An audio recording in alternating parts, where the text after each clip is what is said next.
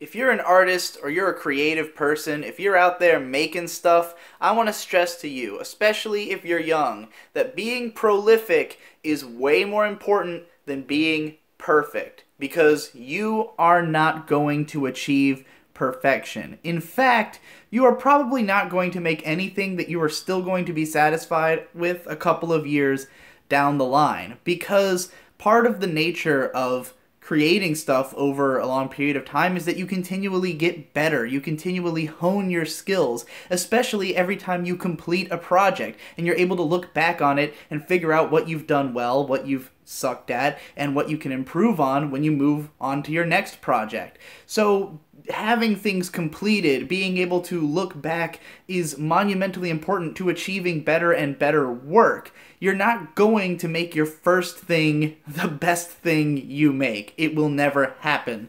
And it's not really anything you make is going to be the best.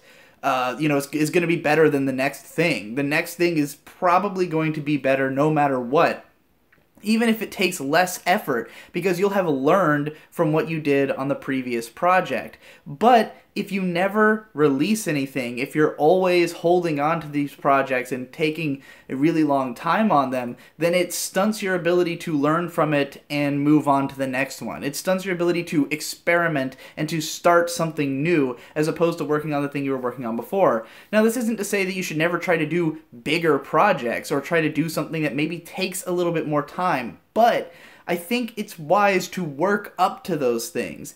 If there's a project that seems like it might be in excess of your current skill level, or if you're, going to end up spending an insane amount of time on it, then take a step back and make a smaller version of that thing. Figure out how to make that thing eventually not take as long by, figuring out the pieces of how it works through other means.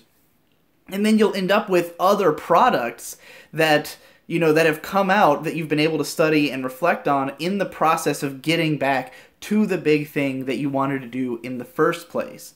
For instance, for an example of something that I did recently, back at the end of last year, I started wanting to work on a fiction project.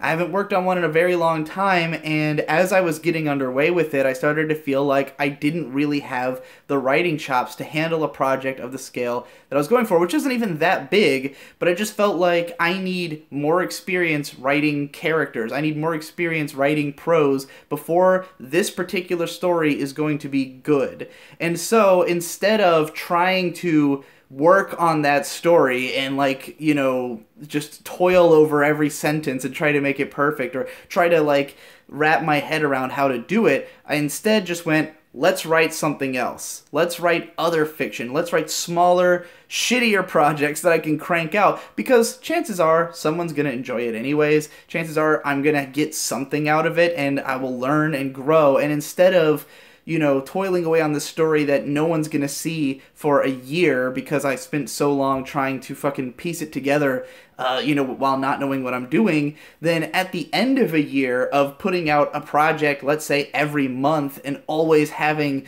some kind of, fiction out there, I, by the end of the year, will know how to write my story, and I'll be able to do it in a month, like any of the other ones, because I'll have developed the skills necessary to complete it in a faster time. The more projects you make, the more you learn, the more you will be able to do things faster and faster and faster. My main channel videos, for instance, are on a level of writing quality that would have taken me, I couldn't have done it 5 years ago. I just could not have written that well. But if I tried to, it would have been obsessing over, every paragraph for days on end. But now it's something I could do in a couple of hours, because I just have that skill. I know what I'm doing when I write those videos. And that gives me the time then, because I can do those so easily, it gives me time to experiment on other stuff. It gives me time that in the same month that I'm putting out main channel content and 1,000 vlogs, I could also write a light novel in a day, as I did, or in 4 days to be more fair. But yeah, it's because I already have such speed and efficiency in my main content, which I've gained through being prolific and through learning how things work and perfecting it and going fast, that I can experiment, and now I can have those experiments get faster and faster and faster until I'm just putting out every type of content all the time, you know? Not that I expect anyone else to do things as crazy fast as I do, but I think that building up that speed is extremely important. And I know I've talked about this, I've touched on it in the past because of the Shiro Bako quote, where there was the animator character who was essentially quoting a real life animator saying that when you're young, it's more important to develop speed than skill, because the speed will bring the skill. If you can get fast enough, then you keep putting stuff out, you will naturally get better just by process of creating things as fast as possible. And then once you're older, you'll be able to be both fast and good. And just keep in mind, no one makes their best shit in their 20s. No one makes, certainly not in their teens, you know, unless they're a fucking savant, or if the reason their stuff is good is because it plays into a cultural zeitgeist of the youth culture of the time.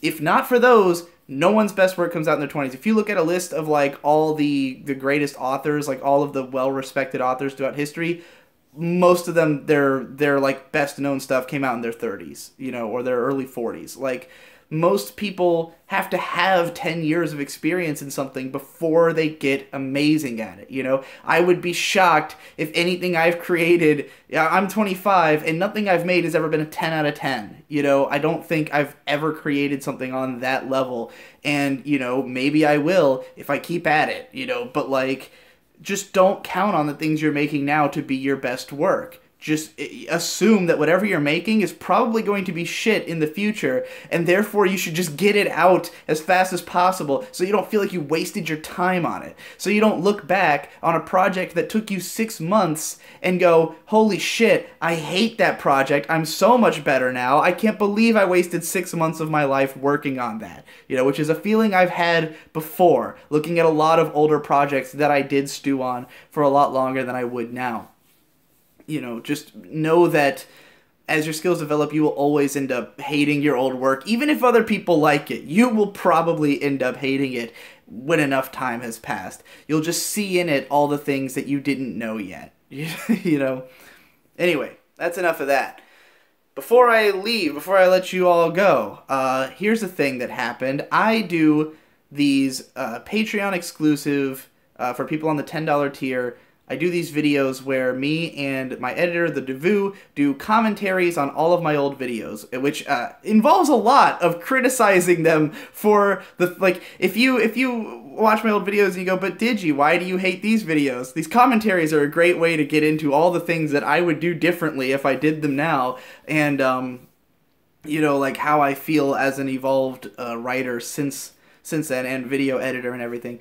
Anyway, point being that we've been doing these, and before Devu moved away, while he was living here, we cranked out as many of them as possible before he left. We made 7 in a row, because we liked doing them in person as opposed to online, and, you know, wanted to have a stockpile of them so that we would record more next time we meet up. So we had like 7 months planned ahead. Unfortunately, the video files all became corrupted, badly enough that they cannot be opened in any program. Now, I've sent them to some people who understand codecs and stuff. People have tried to fix it. People seem to kind of understand what the problem might be. I'm going to put links to images and discussions about them in the description, but more importantly, I'll also put a link to the broken files. I'm going to just have a folder with all 7 broken files in there, as well as a couple of other files that do work that were from the same folder, and if you can fix them, then I'm going to put a bounty on them for $50. If you can fix these, then I'll give you $50, because otherwise the only way I know of to fix them is to spend $300 on each video to have a professional do it. So, like, if you can figure out how to fix them before getting to that stage where it costs an insane amount of money, I will at least pay you something. But I mean, if you're a professional, you probably would want the full amount anyways. But, you know, I don't know if there's a way to fix it without going to that length. So that's the bounty. If you can fix the files, they're down there. Good luck. Please, thank you. Have a nice day.